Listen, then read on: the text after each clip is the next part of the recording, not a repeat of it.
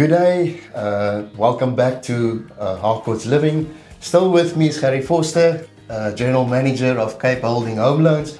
And on the previous episode, we've just touched on pre-approvals and why it's important. Today, Gerrie, we are going to look at the important issues when it gets to pre-approvals. Please share with us. Thanks, Lance. Yeah, so ladies and gentlemen, there are a couple of issues that we need to address. The very first issue is your scoring. And many people draw a clear score or a different bureau score. Doesn't help. The banks work on Experian, and that's the one we draw, and we need to know that your score on Experian is correct and according to the minimum requirements. The second aspect that we need to look at is your payment profile. And we've touched on this before, is when people don't pay their account on time, they are listed as a late payer or arrears, and those are the things the banks don't want to see. So we need to look at seriously, what does your payment profile look like, make sure that it's correct, and if there are issues that we address them, that we fix them. The last aspect, which is very important and which most people don't talk about and don't even think about, is the affordability. So doing your initial calculation and saying 30% of my gross is X, and based on X, over 20 years, I qualify for Y, is a very simple calculation that anybody can do.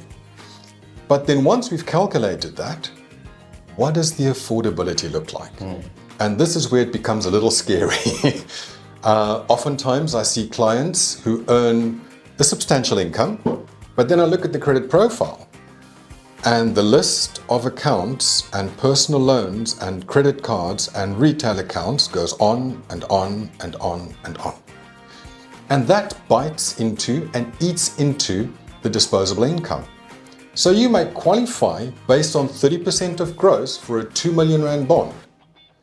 But after we've settled your accounts and we've taken into consideration your living expenses, there isn't nearly enough money left over to pay for the installment on a 2 million rand bond.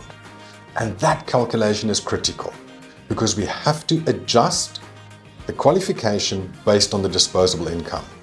And the last aspect that we just need to know as well is that the banks do what they call a stress test. So they will take the current rate, they will take 1% above, sometimes even 2% above, and calculate the installment. And if you can't afford it based on the stress test, they will decline the application. So you can't use all of the disposable income towards a home loan.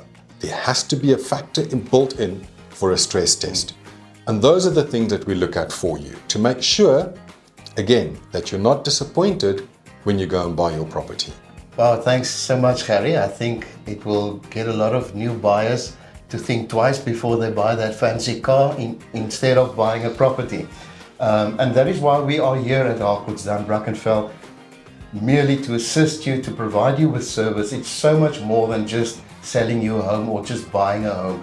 So come and speak to us. The number appears on the screen right now, and speak either to me or Gerrie, and we will gladly assist you.